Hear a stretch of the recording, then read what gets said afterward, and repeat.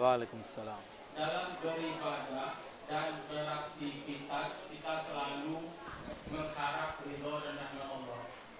Namun kadang-kadang kita juga minta diberkahi, misalnya sedekah atau doa untuk kesehatan, minta ke lapangan orang tua, jodoh, anak dan lain-lain. Apakah ini dibolehkan? Terima kasih.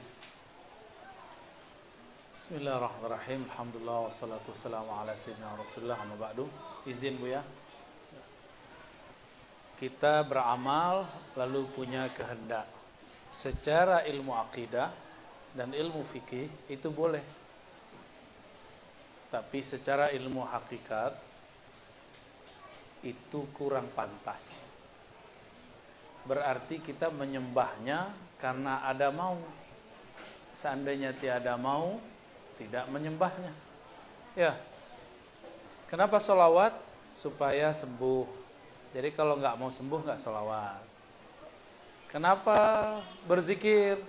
Supaya hati tenang. Kalau nggak tenang, zikirnya ditinggal. Ya. Nah, jika itu yang terjadi, maka orang ini belum masuk kepada bab ridho. Nabi mengajarkan, katakanlah setiap pagi dan sore, raditu billahi robba. Aku ridho Allah yang mengatur hidupku. Allah yang mengatur hidupku. Allah itu sebaik-baik yang mengatur. Seorang ibu sudah tahu kapan jadwal si bayi makan. Tanpa bayi perlu memberitahu. Ya. Dan seorang bayi mungkin dia menginginkan makan sesuatu yang dia lihat coklat ternyata lulua atau lulua. Hah? Apa tuh lulua? Hah? Ya, kotoran lah ya. Dia anggap itu coklat padahal itu kotoran. Hanya ibulah yang tahu, orang tua yang tahu mana yang terbaik untuk anaknya. Dan Allah mengatakan, Allah ghayur, Allah lebih cemburu. Allah arham, Allah lebih penyayang kepada hambanya melebihi seorang ibu kepada bayinya. Jadi kita ibadah aja. Itu yang disebut arih nafsaka minat tadbir. Kalam Ibnu Athaillah Sekandari. Urusan hajatmu Allah sudah jawab. Allah sudah atur. Urusanmu apa? Urusanmu ubudiyah kepada Allah. Maksimalkan ubudiyah Allah, masalah hajat selesai sama Allah Subhanahu wa taala. Ya. Jangan beribadah karena pengen sesuatu. Itu makom hamba yang paling dimurkai oleh Allah Subhanahu wa taala. Kita punya teman, dia mau bantu kita karena pengen dapat sesuatu yang lebih besar. Kita nyebut dia apa? Penjilat. Allah tidak suka dengan hamba penjilat. Tapi dikasih nggak? Dikasih. Hamba penjilat itu dikasih, tapi tidak dikasihi. Dikasih tapi tidak dikasihi. Diberi tapi tidak dicintai. Pilih mana? Jadi Allah itu nggak suka dengar seorang hamba itu bersuuzon kepadanya. Makanya cepat Allah berikan jawabannya. Padahal kalau seorang hamba kekasih Allah itu ditahan-tahan oleh Allah Subhanahu wa taala, ya. Kemudian. Itu jawabannya. Wallahu a'lam bis-shawab. Pertanyaan selanjutnya Bu ya.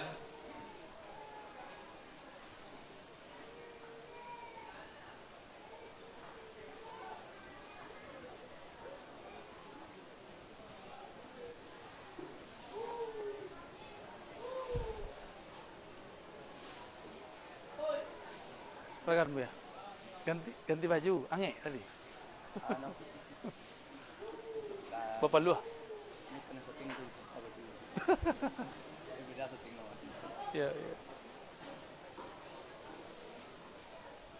Assalamualaikum warahmatullahi wabarakatuh. Waalaikumsalam warahmatullahi wabarakatuh. Ustaz, semoga Ustaz sehat selalu dan dilindungi Allah Subhanahu wa taala. Amin.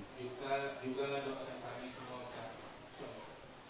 Satu, bagaimana cara mengontrol emosi di zaman ini Ustaz?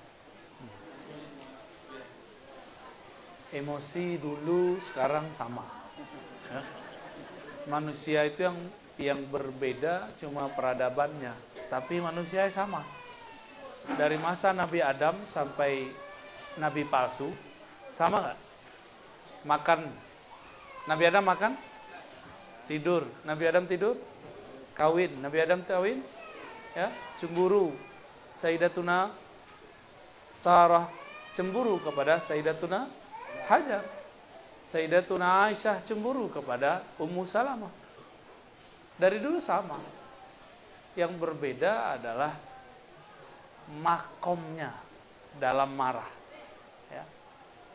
Orang hebat itu bukan orang yang bisa mengalahkan orang lain saat dia sanggup. Tapi orang hebat itu yang menahan amarahnya saat dia bisa memarahi orang itu. Allah itu lebih banyak menyebut dirinya penyayang daripada pemarah. Nama Allah yang agak sangar itu cuma Jabbar, Qahar, Muntaqim, ya. Yang agak sedikit tegas Jalal. Selebihnya Rahman, Rahim, Rauf, Wadud, apa lagi? Latif. Jadi 80% asma Allah itu asma rahmah.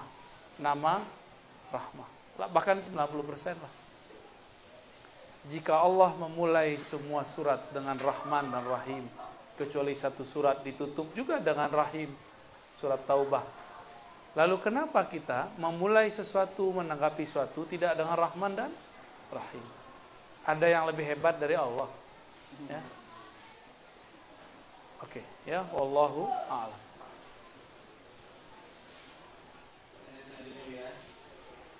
Ketika kita berzikir, badan bergetar.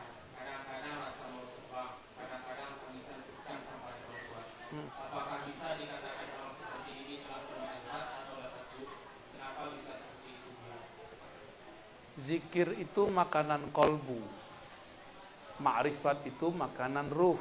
Dua hal yang berbeda. Apabila seorang berzikir, kolbunya terpanggil atau teringat. Apabila kolbunya terkoneksi dengan ruh, terjadilah getaran. Jika getaran itu terjadi pada tubuh yang anasir anginnya lebih kuat, maka dia melayang. Jika anasir apinya lebih dahsyat, dia kepanasan. Jika anasir airnya lebih dominan, maka dia kedinginan.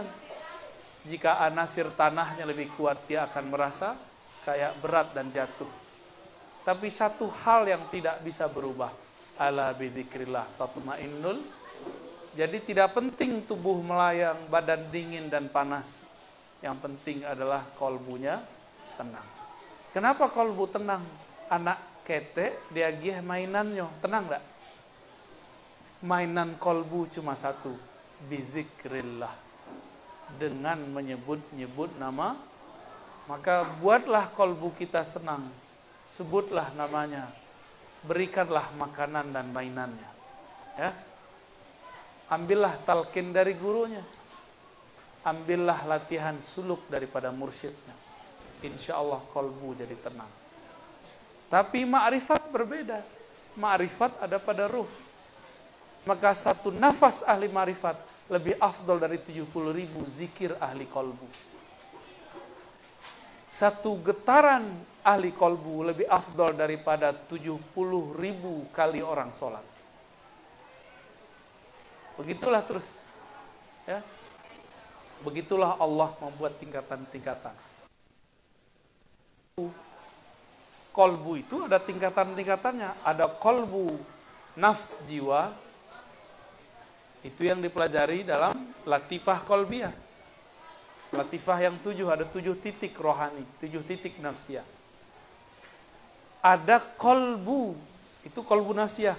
Ada kolbunya kulub, namanya fuad. Ada kolbunya ruh, namanya sir. Di dalam sir itulah ma'rifat, mengenal Allah. Jadi orang zikir belum tentu ma'rifat. Tapi orang ma'rifat sudah pasti zikir. Orang ma'rifat itu musyahadah. Langsung memandang. Allah kan tidak jauh. Allah jauh nggak? Allah dekat. Maka merasakan Allah itu semudah mengingat badan kita. Bahkan lebih mudah dari itu. Wa nahnu aqrabu ilaihi min hablil warid. Lebih mudah dari mengingat tubuh. Tapi siapa yang mengingat? Bukanlah tubuh ini. Tapi sumber dari gerak tubuh ini. Itulah tiupan Allah di dalam diri. Ruh namanya. Ya. Jadi man arafa nafsahu, siapa yang mengenal ruhnya, dia pasti mengenal yang meniupkan ruhnya. Gitu, ya. Wallahu a'lam bishawab. Ya. Selanjutnya ada pertanyaan masuk ya. Kalau tidak salah pertanyaan ini sudah ditanyakan waktu ya ada di sini untuk. Berarti nggak usah. Ganti. Mungkin audiensnya beda. Oke. Atau nambah. Ada dalam kajian tarikat syariah seperti ini, zat pada Allah rahasia pada kita, sifat pada Allah nyawa pada kita, asma pada Allah ain seritah pada kita, af'al pada Allah ain khalidiyah pada kita. Iya. Satu kita ambil af'al pada Allah. Af'al itu artinya apa? Af'al itu perbuatan. Allah itu tidak jauh perbuatannya dari kita. Tadi saya contohkan satu helai rambut tumbuh, itu perbuatan Allah atau perbuatan kita? Kulit yang mulai mengeriput, gigi yang sudah mulai sakit, ompong, mulai jatuh kena gravitasi. Ya. Benar ya? Uban tumbuh, bisa nggak nahan? Kan nggak bisa. Lalu apa yang nyata di situ? Af'alnya Allah. Perbuatannya Allah. Walaupun ada teknologi 70.000 kali lipat bisa membuat muda, tapi tidak akan sanggup menahan tua. Karena itu sudah af'alnya Allah. Ya. Jadi ini contoh case aja tuh. Itu kalau dipanjang 40 hari, 40 malam. Ya. Ya. Udah dulu lah itu dulu.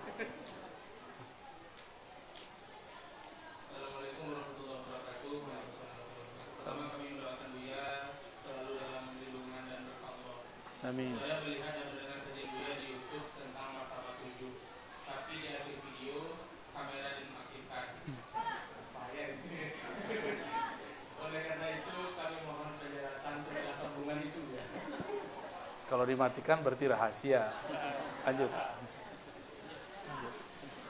Sepertinya kesimpulan dari martabat 7 kalau udah di akhir itu. Kesimpulannya bamakan Mojopahit tadi tuh. Tuh. Baru terasa.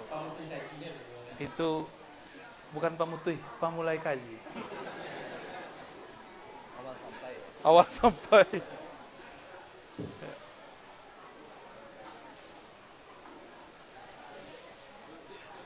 Lanjut.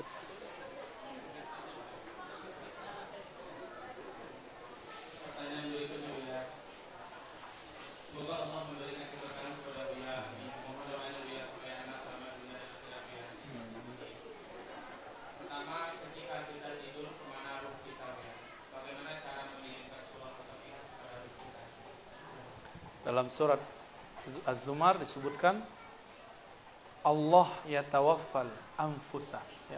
Allah lah yang menyempurnakan, yang mewafatkan. Artinya menyempurnakan. Itu bahasa terjemahan halusnya. Tapi terjemahan lamanya, Allah lah yang mewafatkan jiwa-jiwa di saat dia mati. Mati itu ada dua. Ada mati berarti tidur, ada mati berpisah ruh dengan badan. Ya. Kalau mati tidur itu masih dalam genggaman Allah, lalu dikembalikan. Kalau mati berpisah dari badan, Allah ambil nyawa tapi tidak Allah kembalikan. Jadi di manakah ruh dalam genggaman Allah? Itu jawabannya, ya.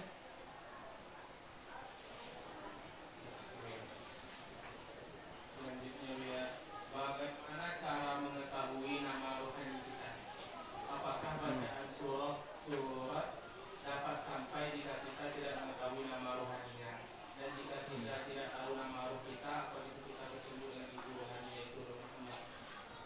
Yang tahu nama rohani hanyalah pewaris mutlak rohani yang disebut wali kutub al-ghaus.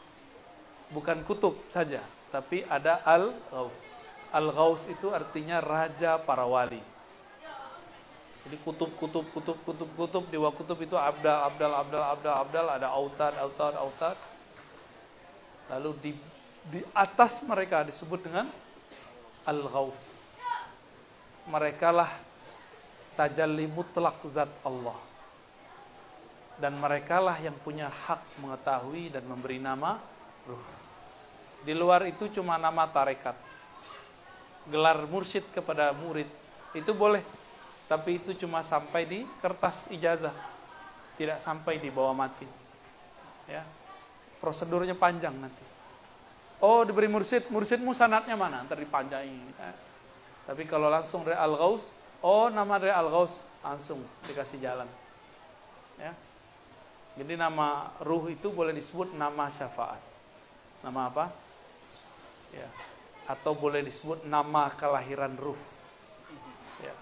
Kalau kita biasanya akikahkan, diakikahkan secara fikih. Tapi dalam ilmu fikih kan tidak ada nama ruh. Sebab itu bukan bagian fikih. Itu bagian dari ilmu hakikat. Kalau dapat rezeki ya bersyukurlah kalau dapat nama ruh. Ya. Berakikahlah sendiri. Ya. Lebih syukur, lebih luhur ya. Jadi bagaimana cara taunya? Harus kenal dengan al-ghaus atau punya koneksi dengan orang yang kenal dengan al-ghaus, baru bisa dapat nama ruh. Masalahnya al-ghaus ini nyamar jadi orang yang paling tidak disangka dia ada seorang wali. Dia nggak ada pakai kayak kita ini, nggak, jarang. Antum nggak percaya kalau dia al-ghaus. Malamatiyah, ini Sayyid Malamatiyah, penghulunya Malamatiyah. Kalau kita kan Torikoh Sufiyah. Torikoh Sufiyah itu jelas, dimulai dengan syahadat, dimulai dengan taubat, dimandikan, ada baiatnya, ada talqinnya, ada suluknya. Kalau Malamatiyah sebaliknya. Malamatiyah itu Allah itu berkalam-kalam setiap saat kepada dalam kalbunya. Maka untuk menyembunyikan kegirangannya itu, dia kemudian menghancurkan sisi egonya dengan cara memerankan sesuatu yang membuat orang berburuk sangka kepadanya. Itulah Malamatiyah, ya. Kalau beruntung nanti ketemu, ya. Amin.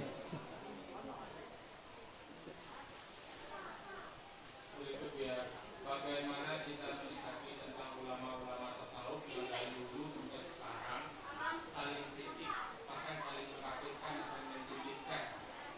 Emang ada ulama tasawuf begitu? Pasti dia bukan ulama tasawuf, ya. Dia ulama tasawuf. Ulama tasawuf boleh saling cemburu. Itu sudah dikalamkan oleh Imam Sya'rani, Imam Ibn Arabi, bahwa di antara mursyid itu ada kecemburuan. Maklum. Tapi tidak ada namanya kebencian. Tidak ada namanya laknat. Karena pewaris rohani Nabi tidak melaknat. Nabi mengatakan, lastu bitta'an wala bila'an. Aku diutus bukan untuk mencaci maki, bukan untuk laknat pelaknat. Makanya kami, kalau ada kawan orang tarekat Batengka, kita islah. Masa orang tarekat begitu? Ya. Batal ente orang tarekat. Oh dia ngaku-ngaku wali, ya sudah pengakuan dia, terserah dia. Kamu nggak percaya nggak usah dihujat. Dia ngaku mursyid, ya dia kan punya mursyid. Kalau dia punya bukti, ente hasad, berarti ente bukan orang tarekat. Gitu. Jadi orang-orang yang hasad ini, dia baru belajar tarekat, belum bertarekat, walaupun gelarnya dan ijazahnya banyak. Ya. Karena kemursidan itu bukan lembaran kertas, walaupun zahirnya harus ditulis. Ya, zahirnya memang harus di SIM, surat izin. Ya, tapi batinnya nggak perlu sebenarnya. Cukup kepercayaan dari guru. Karena zaman sudah canggih, jadi orang bertanya mana sanadnya? Ya kita buatlah sanadnya. Ya, nanti di akhir kita akan ganti-ganti sanad nanti. Insya Allah. Biar orang-orang melihat bahwa torikot dengan torikot, guru dengan guru, itu tidak ada masalah sesama mereka. Malah mereka bersaudara, saling berbagi. Ya, nggak ada istilah, soal guru, saya yang boleh mengijazakan, yang nggak boleh. Ya, siapa ente?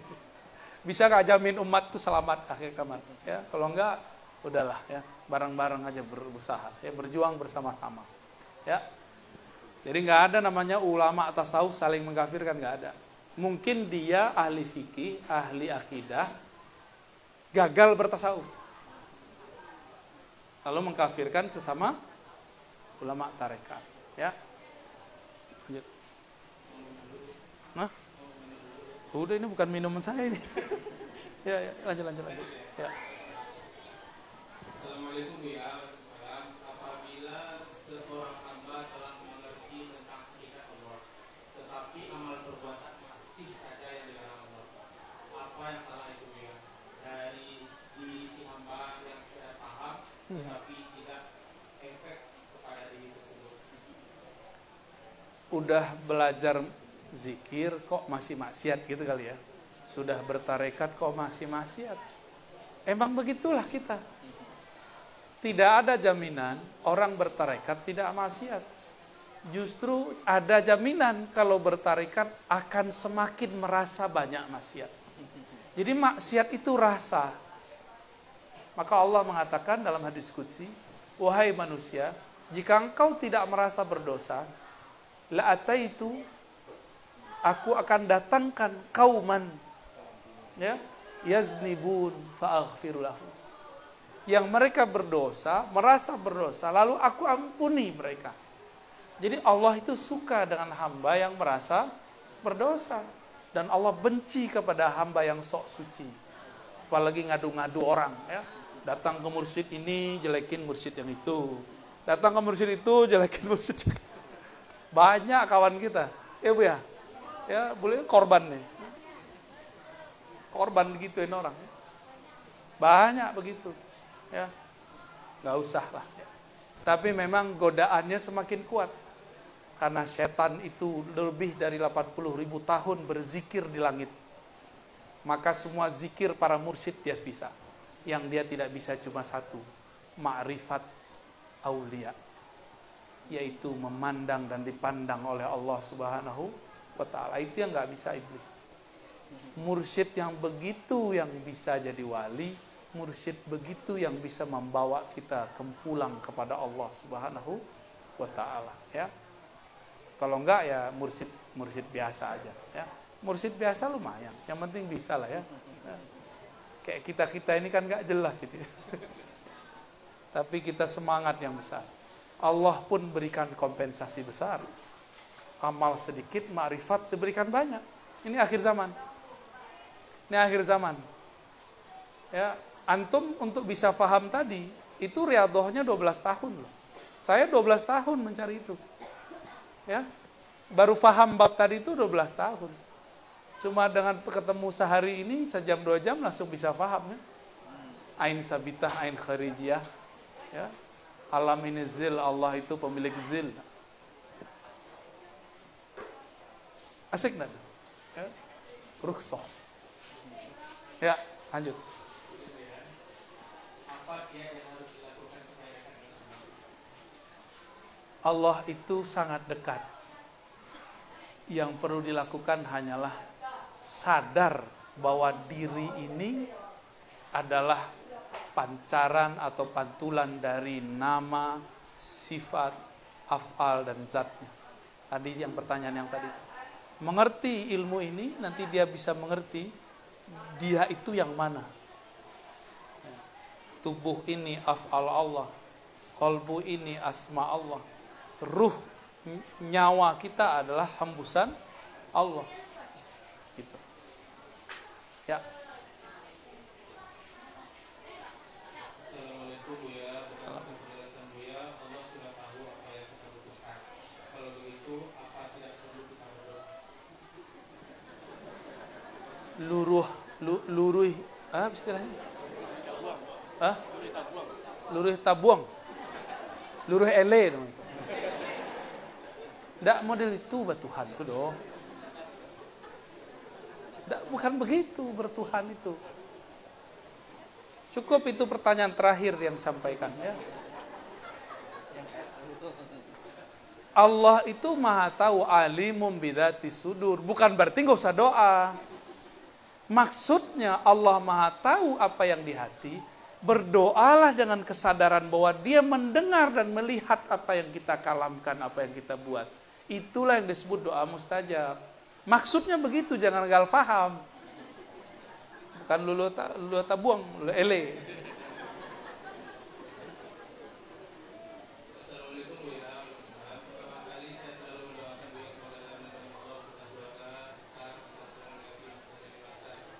Yang saya ditanyakan adalah perkara Syiah Zaidiyah. Benarkah aliran ini masih bisa dikatakan sejalur dengan Ahlu Sunnah? Berbeda dengan Oke. Baik. Kita nggak usah pakai fatwa ulama kita ya, pakai ulama salafi aja. Bin Bas. Guru saya kan ada 2 orang ngaji ke Bin Bas. Apa kata Bin Bas di fatwa tahun pertama? Semua Syiah itu sesat. Datanglah surat dari Yaman. Kami orang Zaidiyah tidaklah seperti yang kamu kira, wahai Bin Bas. Tolong revisi fatwamu. Kami tidak pernah menghujat para sahabat. Kami tidak pernah merendahkan istri-istri Nabi. Kami hanya mengatakan Sayyidina Ali lebih afdol dari Abu Bakar. Di tahun depan, Syekh bin Bas merevisi fatwanya dan mengatakan Syiah Zaidiyah tidaklah sesat. Itu ya siapa yang ngomong? Bin Bas. Saya udah sampaikan begitu ke depan Salafi, nggak percaya dia, karena saya bukan Salafi lagi. Padahal Ustadz Salafinya nggak baca fatwa itu. Kadang-kadang kita ini yang sudah nggak Salafi lagi lebih banyak baca kitab Salafi daripada Ustadz Salafi. Serius? Ya. Berarti mereka ini mengkhianati gurunya. Ya. Kalau ada orang yang tidak menyesatkan Syiah berarti dia sesat. Kan begitu fatwa mereka. Selamat, Anda sedang menyesatkan Bin Bas. Ya, batallah mereka itu. Jadi kita nggak usah pakai imam kita. Ya. Imam mereka aja beres. Ya. Pertanyaan berikutnya ya, ringkasnya mungkin seperti ini. Tentang tafsir surat Taha ayat 5 yang ada itu bagaimana sebetulnya? Apa? Tentang Allah Rahman Al-Istawa. Minum cek lo.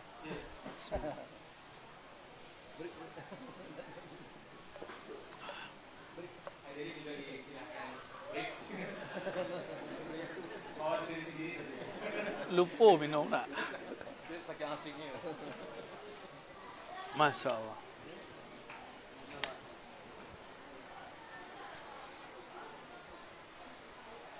Apa pertanyaannya? Ar-Rahman Al-Istawa. Ar-Rahman.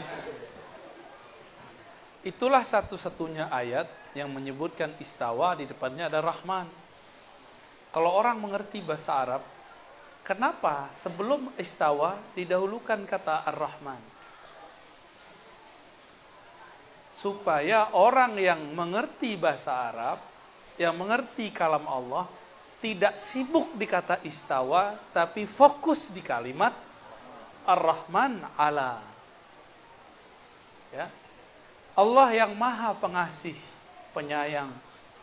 Terhadap aras istawa. Istawanya dibelakangkan. Tapi kenapa sekarang banyak orang gagal fokus, sibuk diskusi di istawa. Ya.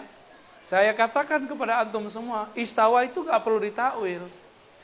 Ditakwil boleh, tapi tidak perlu ditakwil. Istawa. Apa arti istawa? Hanya Allah yang tahu. Selesai itu. Apa sebab? Antum tahu nggak aras itu apa? Gak pernah lihat kan? Karena nggak pernah lihat, hanya Allah yang tahu maksud istawa. Kalau saya lagi istawa nih, duduk, makhluk. Tapi kalau Allah kan nggak begini istawanya. Kita nggak pernah lihat Allah secara fisik, nggak pernah melihat aras. Maka istawa itu salah satu ayat mutasyabihat. Jadi yang bagus bagaimana? Serahkan makna istawa kepada Rahman. Karena Rahman itulah kata kuncinya. Jadi istawa itu kalau boleh diurai, artinya adalah merata. Kasih sayang Allah merata terhadap aras. Ya, hal yastawil ladzina ya'lamun wal ladzina ya'lamun. Apakah sama rata orang yang tahu dengan orang yang tidak tahu? Itu istawa yastawi. Yang ngerti bahasa Arab paham maksud saya. Ya. Difokus di mana? Maka aras itu adalah tempat tajalli rahmaniyahnya Allah. Lalu dalam hadis Isra dan Mi'raj, yang diizinkan satu-satunya sholat dengan fisiknya di atas aras cuma rahmatan lil alamin. Siapa? Paham maksudnya? Jadi kenapa aras itu disebutkan Ar-Rahman istawa terhadapnya? Karena sang rahmat, inti daripada Rahman, sholat di atasnya. Ya. Karena aras itu disebut azim, Nabi Muhammad disebut wa innaka la'ala khuluqin azim. Hazim itu untuk yang azim. Jadi aras itu adalah masjidnya rahmatan lil alamin, Nabi Muhammad sallallahu alaihi wasallam. Enggak ada nabi yang bisa sholat seperti Nabi Muhammad. Cuma Nabi Muhammad yang izinkan sujud di atas aras. Karena beliau adalah Rahman. Allah Ar-Rahman.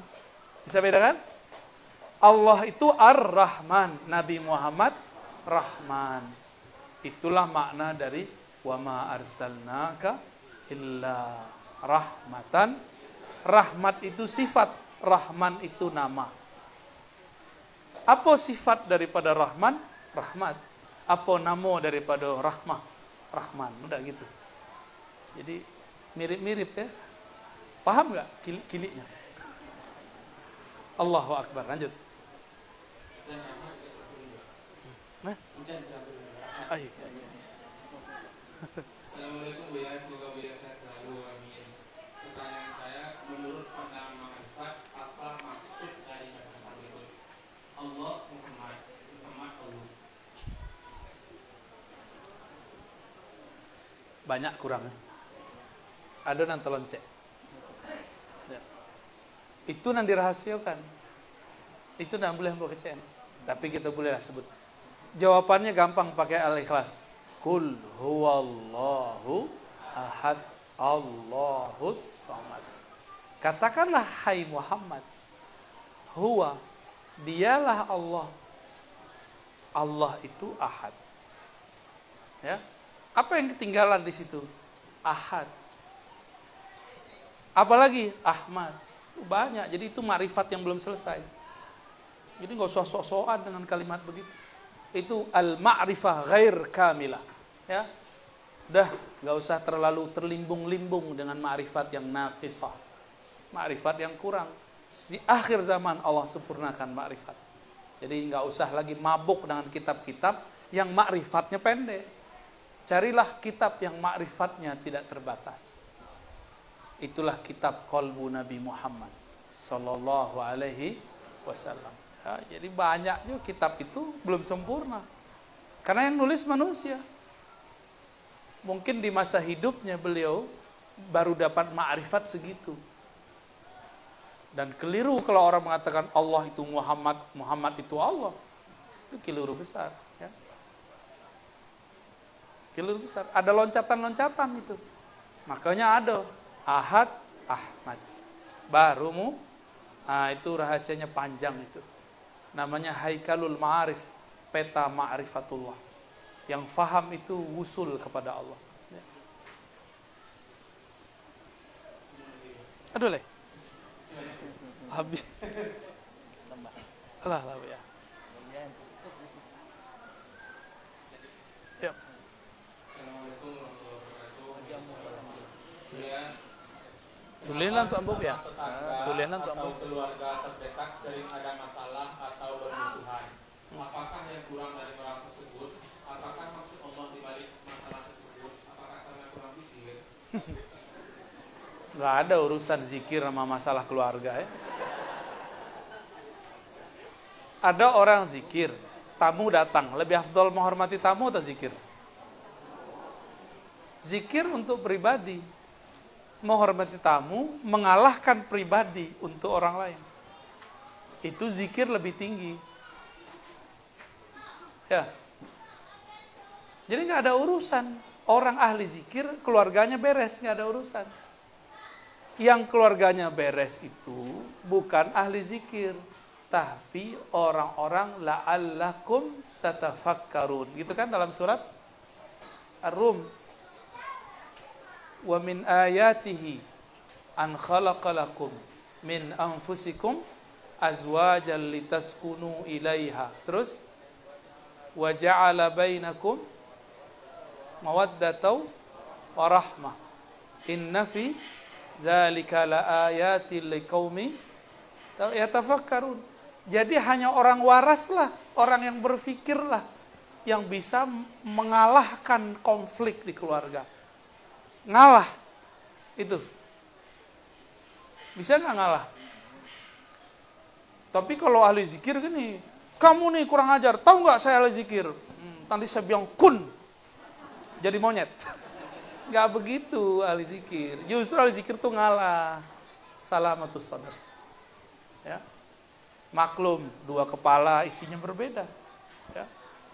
Mungkin nggak mursyid tarekat cerai? Mungkin, bukan satu dua. Udah banyak mursyid tarekat cerai. Karena zikirnya lebih banyak daripada fikirnya.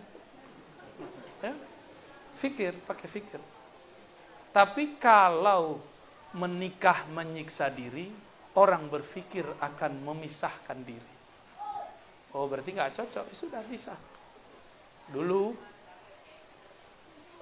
jadi dalam Thariqat Syaziliyah yang kamu ambil, ada namanya Sayyidi Syekh Ahmad Al-Mustafa. Ya.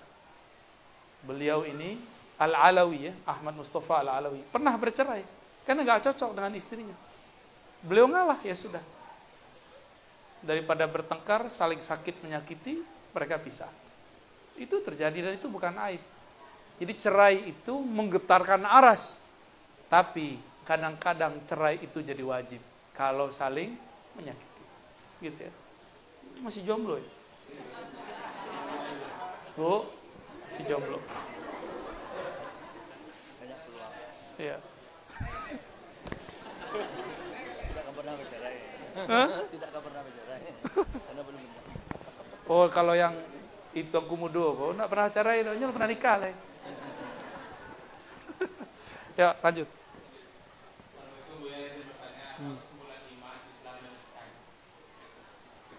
Islam ilmu fikih jatuhnya kepada badan dan zahir. Iman ilmu yakin jatuhnya kepada akal dan kolbu. Ihsan jatuhnya di ujungnya kolbu, awalnya ruh. Itu adalah pandang memandang dengan Allah Subhanahu. Jangan dianggap pandang itu seperti mandang fisik, bukan. Enggak begitu. Hanya ahlinya yang tahu maknanya. Wallahu a'lam bishawab. Allah, Lud. Oke. Assalamualaikum Ustaz. Tolong jelaskan perbedaan antara wahdatul wujud dan wahdatul syuhud dari Imam Syafi'i Ma'ani. Wah. Mantap. Perbedaan wahdatul wujud dan wahdatul syuhud, sebenarnya dua istilah ini adalah dua makom, bukan dua hal yang berseberangan. Ya. Wahdatul wujud itu ketika si hamba merasakan wujudnya adalah bayang dari sang pemilik wujud, maka dia mengatakan tiadalah wujudku kecuali wujud darinya. Kalau yang punya bayang tiada, adakah bayang-bayang?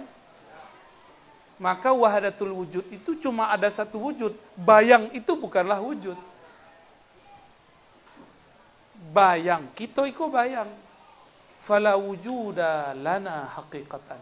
Secara ilmu hakikat. Maka disebut ala ma khalallahu batila. Jadi kalam wahdatul wujud itu ada di Sahih Bukhari. Ketahuilah segala sesuatu selain Allah itu batil. Itu kalam Nabi sendiri menirukan labid. Itulah dalil wahdatul wujud yang sahih. Yang dikalamkan oleh Sidi Syekh Al-Qurani diulang oleh Syekh Abdul Rauf As-Singkili. Diulang oleh beliau.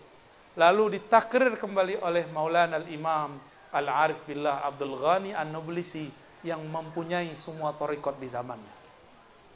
Ya, Abdul Ghani An-Nablisi. Beliau mensyarah semua tarekat. Saking banyak tarekatnya orang bingung, Abdul Ghani ini tarekatnya apa? Semua tarekat itulah tarekatnya. Kalau wahdatus syuhud itu adalah al-ihsan an ta'budallah ka'annaka tarah. Engkau hanya memandangnya, dengannya, di dalamnya, di luarnya, kepadanya, darinya. Nah, itu pusing kan? Allah itu la tudrikuhul absar, tidak dapat dicapai oleh pandangan manapun. Maka saat disebut engkau beribadah seakan memandangnya, siapakah yang memandang saat engkau memandangnya? Jawablah surang. Panik lah surang. Ada tuh. Tentang internet boleh. wallahu muhitun bi hayati bi ilmi bi qudrati bi iradati bi sam'i bi basari bi kalami bi dzati dan wallahu muhitun bil alamin. Apa maksudnya? Beda itu ya. Jangan disamakan Allah muhit. Muhit itu meliputi. Ada yang meliputi dengan zat, itu paling tinggi. Ada yang meliputi dengan sifat. Ada yang meliputi dengan fi'il. Ada yang meliputi dengan asma. Nah, dirapikan ya. Kita rapikan. Zat Allah meliputi semua ruh. Sifat Allah meliputi semua nyawa. Asma Allah meliputi semua kalbu. Af'al Allah meliputi semua makhluk. Putih kaji? Lah. Ya itu dia. Kan semua makhluk. Semua makhluk. Lalu? Hai. Ayo. Jadilah. Karena waktu masih ada, maka silakan.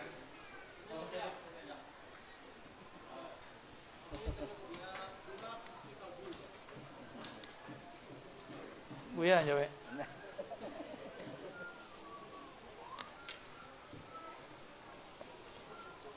Lima kira-kira. Gelak.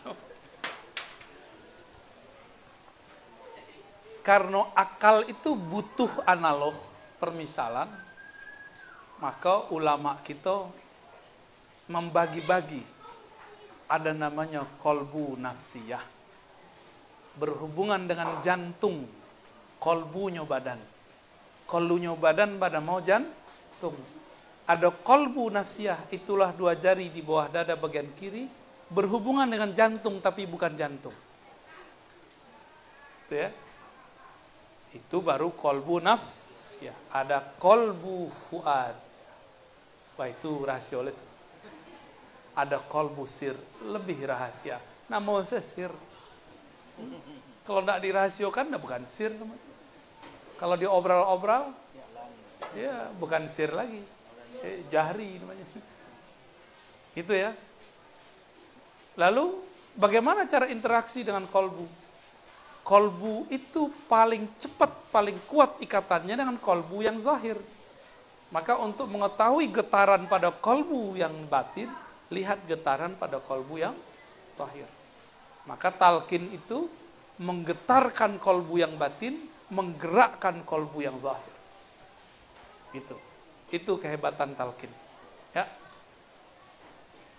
Masih ada pertanyaan di belakang. Cele ya. Cele ya. Iya, sampai.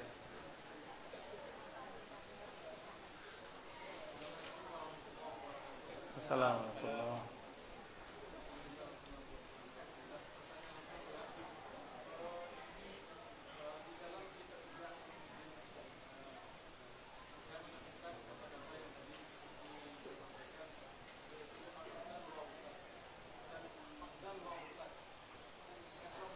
Ya.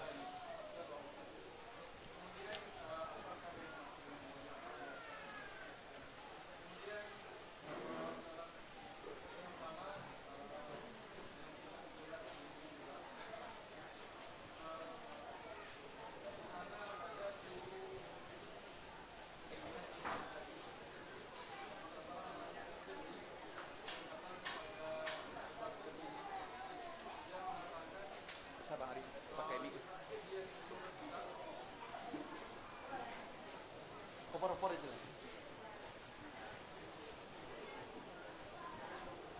Telinga lah jauh enak. Poin aja, poin. Bismillah. Jadi di dalam kita Sari Sakti, langsung Sari Sakti. Jadi kan Junaid al-Baghdadi ini pernah disampaikan didoakan oleh gurunya kalau tidak salah kata menurut saya namanya ini karena lafaznya bahasa Arab itu juga tidak pasti nama lafaznya Sirri. Sari Sakti. Sirri Sakti. Jadi dia mengatakan didoakannya lah Junaid al-Baghdadi ini jadilah engkau nanti yaitu orang yang ahli hadis dan sufi. Janganlah engkau menjadi orang yang sufi namun tak ahli hadis. Dan permasalahan yang terjadi saat sekarang ini juga menjadi pertanyaan dalam benak saya. Ada beberapa di antara kita ini yang langsung terjun kepada ilmu tasawuf, namun tidak paham dengan ilmu fikih, tak paham dengan ilmu hadis. Apakah bisa seperti ini dia dan mohon pencerahan dulu. Baik. Yang ngomong wali kutub, Sari Sakti, ahli fikih, ahli hadis. Yang diajak ngomong seorang mursyid kamil mukamil, ahli hadis, berfikih mazhab Tsauri. Mazhabnya apa? Udah hilang kan mazhabnya? Udah nggak ada mazhab. Jadi beliau ngomong ke orang alim, kalau kamu jadi sufi, standarnya adalah kamu harus mengerti hadis.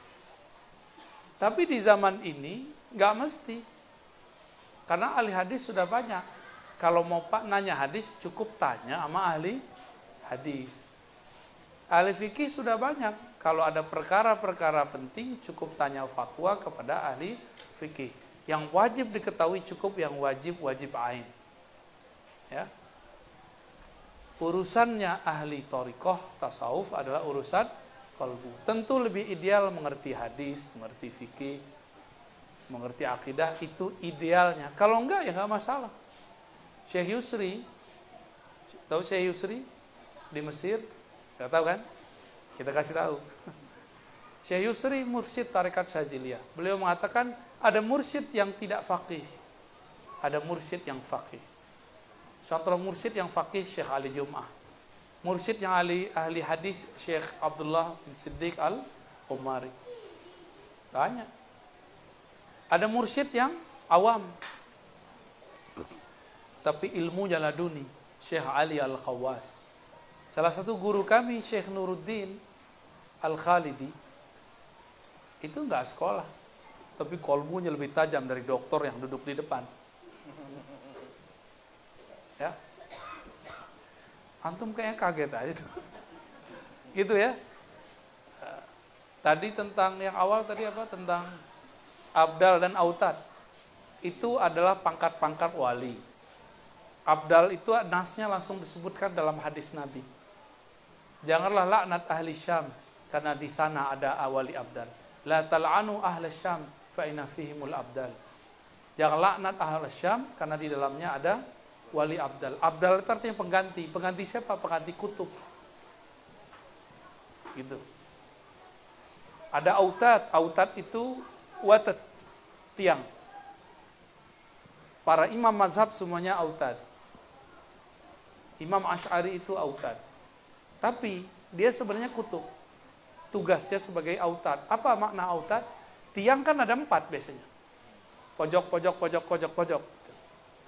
Nah, itu disebut dengan autad. Itu istilah aja. Seperti dulu di Madinah, di zaman murid-murid sahabat, ada istilah fuqaha sab'ah. 7 ahli fikih. Di Indonesia ada istilah wali songo. Ya, di Pulau Jawa. Di kita kan nggak ada ya. Itu turun ilmunya ke orang Jawa. Jadi mohon maaf, kita walaupun kotonya hebat nih orang Minang nih, ilmu ma'rifat banyak turun di Jawa.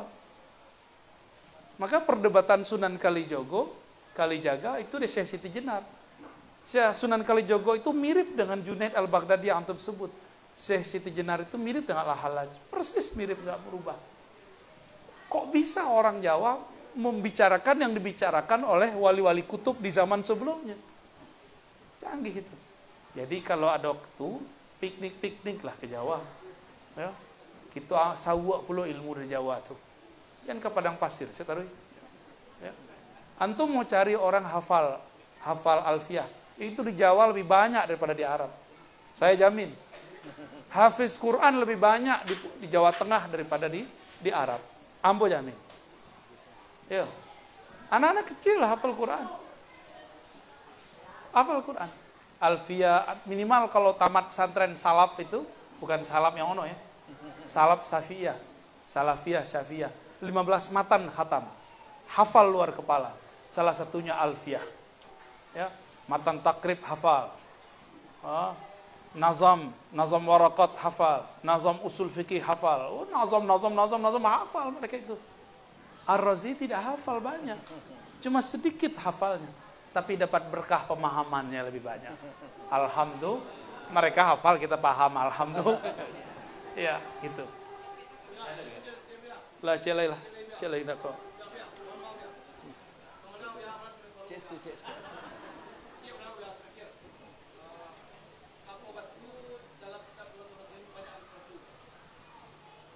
Ya. Baca langsung. Apakah yang dimaksud dengan nikah batin? Bolehkah atau halalkah dalam Islam? Nikah batin. Nikah batin kawinnya pakai batinnya. Maharnya pakai butun. Saya nggak tahu istilah nikah batin. Ya.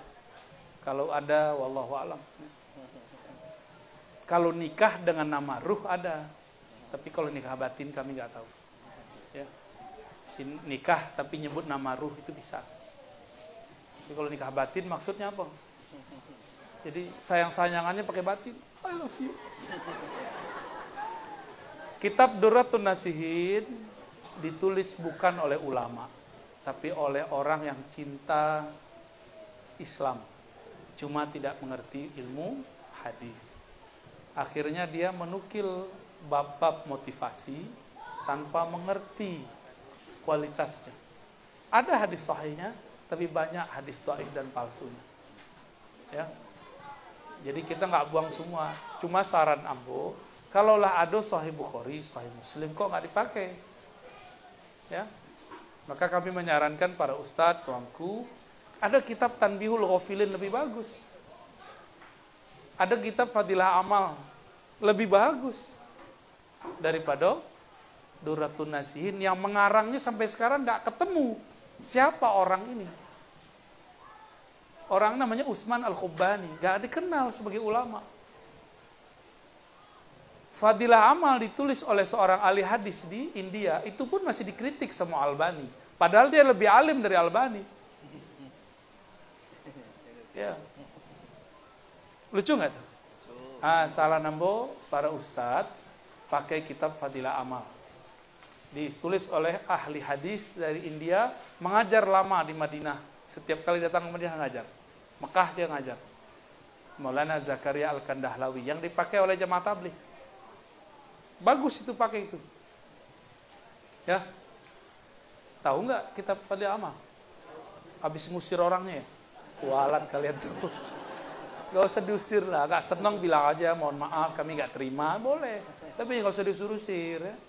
Carikan tempat, mereka kan tamu. Mereka tamu ya. Torikohnya beda, torikohnya nginap di masjid gitu. Ya ada mantannya gitu. Ya itu riadohnya. Ya, jangan suuzon sama orang. Kata orang torikot kok suuzon ya. Torikot setan nanti itu. Cukup ya? Hashim Maulana Ahmad Syazili. Kami ingin mengamalkan tradisi ahli hadis, ahli fiqih, ahli torikot lama. Ingin saling mengijazahkan satu sama lain. Ambo Al-Fakir Ar-Razi Asyid, kado Buya Tuanku Kerajaan Zulhamdi ya. Tahu ya? Buya lah dulu. Yo, ya apa? Aku kan diperintah. Pengen DP barokah lah gitu.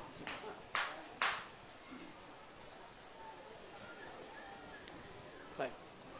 Kul ajastuka. Langsung aja habis itu. Langsung saya. Kul Ajastu. Saya jazakan mereka Ustadz sebelumnya jazakan akan oleh guruku, semoga bermanfaat. Qabil tuh, ambu terima. Ya, Ustadz. Di Bali ya? Adik. Aku Al-Faqir Ar-Razi Hashim mengijazahkan Buya Tengku Kerajaan Zulhamdi bismi ruhihi insan kamil tariqah Naqsyabandiyah Al-Khalidiyah kama ajazani masyayikhi. Qabil. Al-Fatihah. Bismillah. Ya kenapa tidak? Suratul ladzina an'amta 'alaihim. Waladhdallin. Amin. Lah, mau terima ya. Ya. Demikian kira-kira jamaah ya. Mohon maaf kami harus sampai ke kapau sebelum jam 5. Jadi mohon maaf tidak bisa salaman. Cukup salaman bil qulub, bil hati. Ya. Doa boleh. Ya. Siapa doa? Jadi sebelum acara diakhiri, maka marilah sama-sama kita minta doa kepada Buya, doa untuk kita bersama, doa untuk pesantren kita, guru-guru kita, anggota kita dan seluruhnya. Buya. Izin Buya. Ila hadratin Nabi Mustafa Muhammad sallallahu alaihi wasallam wa ila Sayyidina Ahmad, Sayyidina Muhammad, Sayyidina Al-Mahdi, Sayyidina Bali Abdul Mulkan, Sayyidi Abdul Qadir Jilani, Qutub Rabbani, Sayyidi Abdul Hasan Al-Shadili, Sayyidi Muhammad Bahdi Shah Naqshbandi, Sayyidi Abdullah Shatari, Sayyidi Ahmad Rifai, Sayyidi Ahmad Tijani, Sayyidi Muhammad bin Abdul Karim As-Samani, wa jami'a sadatina al-awliya ahlu turuq as-sufiyah wal a'immat al-arba'a wa imam al-ashair al-maturidiyah. Al-Fatihah.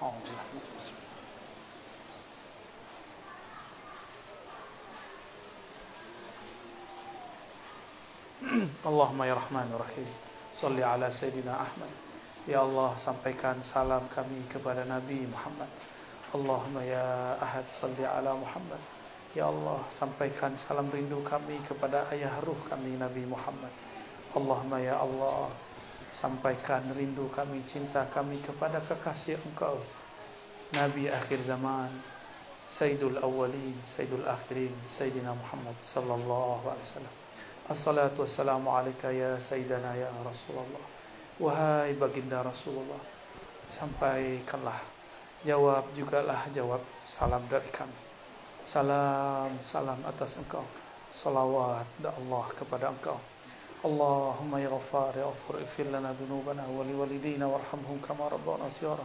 Ya Allah, dosa kami banyak, dosa mata, dosa telinga, dosa tangan, dosa kaki, dosa kemaluan, dosa hati, dosa sombong, dosa iri, dosa dengki, dosa lalai, dosa tidak khusyuk, dosa berprasangka. Ampunkan dosa kami yang kami sadari, yang kami tidak sadari. Apalagi dosa kepada orang tua, dosa kepada ayahanda, dosa kepada ibunda, dosa kepada guru-guru kami karena kami su'ul adab, buruk adab kepada mereka. Ampunkan kami ya Allah, hiasi kami dengan sifat jamalmu ya Allah, kuatkan kami dengan jalalmu ya Allah. Baca sama-sama. Ya Allah, Ya Allah, Ya Allah, Ya Allah, Ya Ahad Samad, Ya Rabbana atina fid dunya hasanah wa fil akhirati hasanah wa qina adzabannar. Sallallahu alaihi wasallam Muhammad walhamdulillahi rabbil alamin. Assalamualaikum warahmatullahi wabarakatuh.